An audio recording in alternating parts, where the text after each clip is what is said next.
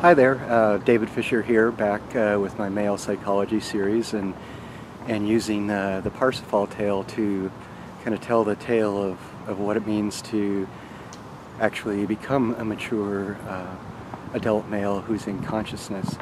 And so in the last video I talked a little bit about why we use myths and depth psychology, and so now I just kind of want to start off by going into where the Parsifal tale begins, which is with the Fisher King. And the Fisher King, no relation by the way, is a king that has been wounded in the thigh, and he's so severely injured that he can't live, yet he's also not dying, and so, or he can't die. And so he just kind of lays in his castle and he's moaning and groaning and in constant severe pain. Basically he's suffering.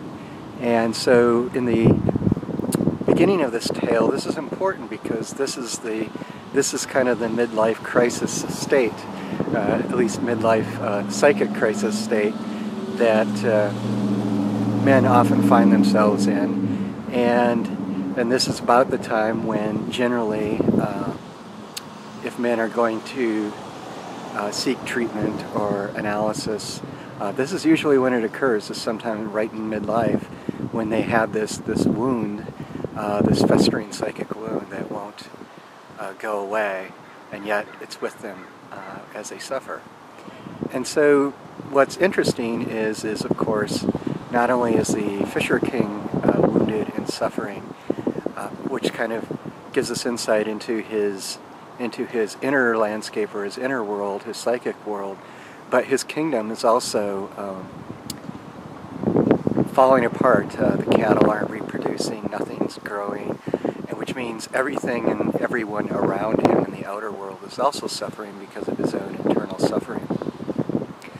And so this is kind of it's a representation of the Middle Age crisis, and this is before Parsifal gets introduced. And as we know, if we've read the Parsifal tale, eventually Parsifal heals the Fisher King by asking the right question. And so the other interesting thing to do with the wounded Fisher King is how he got his wound. And his wound, one of the version goes, came from a joust that he had, and he was out on a quest for a love, a sensuous kind of quest. And he ran into a Muslim knight who was also on a quest, but he was on a quest for the true cross, this vision that he had of a true cross. And so this wounding then kind of also tells us a lot about the nature of this wound that eventually, and a lot of us, will come to haunt us in middle age and cause us to consciously seek a greater consciousness, or our God self, or religion. And so, you know, if you really look at what they were searching for, so the true pure spirit, you know, the sensuousness of spirit, and somebody looking for that, and somebody who is searching for a vision, and these two crash into this thing where, into this joust, I should say, not this thing, but into this joust where the Fisher King is wounded. And so again, if we're using this tale to look at why or how this wound comes about, it really becomes, you know, a quest for greater consciousness. And it can be a great crucible that will hold it, or it could be something that completely tears somebody apart, and they just die, their psychic life, you know, they become a kind of a walking husk, or possibly even go mad, you know, psychotic. because of it. So,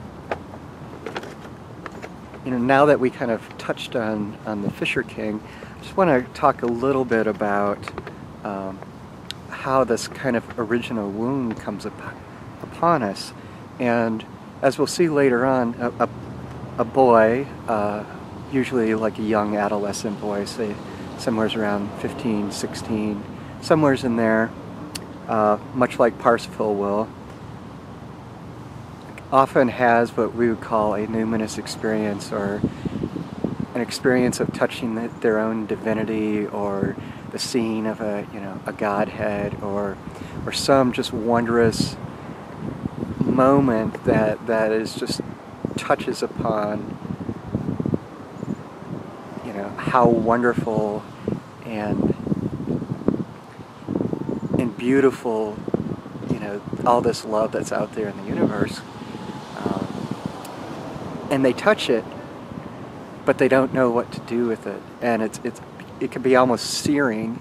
It can be a wonderful experience like I had, or sometimes it can be an external one where one has been wounded by somebody else. And I can give you a couple examples out of my own life. I remember I was in 2nd grade, but I was sent up to 3rd grade for reading and writing because I was way advanced. And so I'm sitting there, and at the end of, I don't know, the 1 quarter or whatever, they had a writing contest, and basically they put up 20 or so of what they thought were the hardest vocabulary words that we'd been working on for a while. And then we had to use all the words and write a story, a fiction story. And so I wrote it and turned it in, and then next week when I was up there, they had chosen me as the winner, and my teacher had called out, and everybody applauded, and I was getting up to go up to the front, and all of a sudden I saw a couple of the other teachers pull my teacher aside, because this was for all 3rd graders across the entire school. And they had a little conference, and then they came back and said, oh no, David couldn't win it because he's a 2nd grader, not a 3rd grader, and it was a 3rd grade, it was a contest for 3rd graders. So they gave it to the person who came in 2nd place. And you can imagine how devastating that was, to be recognized, and then having that moment, that really nice moment of sheer joy, just kind of being jerked out from underneath you. So woundings like this can come from that. They can also come from being unjustly accused of doing something that one didn't do. It can also, like I said, be a moment of experiencing that Godhead almost too soon, because you're not quite ready for it. On the other hand, it may be such a wondrous experience that's how a lot of men are called to the priesthood, and so on and so forth, because they have this experience, and they have enough of a container where they realize the wondrous aspect of it, but it still puts this holy fear or awe into one. As Robert Johnson calls it, or the church calls it, the Felix Culpa, or the happy fall. With the idea that it's a happy fall, much like Christ going to the cross was, considered a joyous occasion, not because one wants to experience that sort of trauma, but because it allows for a later redemption. And so I'm going to wrap up here and just kind of talk about now, in general terms, the 3 stages of psychological development for a man. And so the first one is the innocent wholeness, where as a child, everything's joy and happiness, and your inner and outer worlds are combined. There's no real sense of duality, and you're just kind of joyful. And then this moment, this wounding, occurs, and in that, this felix culpa, and when that happens, suddenly, there from adolescence until typically about middle age, one lives in a sort of this duality, where the inner and outer worlds have been split off into separate, different worlds and are no longer kind of this joyous naivety to life. And that sets us up for the last and final stage, which is, if one is called, which one typically is, in middle age, one will suddenly start to realize it's a calling to set the stage for wisdom, for cynics. And the mature male will then start putting his life, his psychic life and his outer world back into a unified consciousness, whereby there's again a wholeness, but now, unlike in a youth, it's a conscious wholeness. It's the way it's been thought through, it's processed, there's a holiness, divinity to it. And so with that, setting the stage on my next segment, we will begin with Parsifal and the first task of a young boy, which is, just as a teaser, is to leave his mother.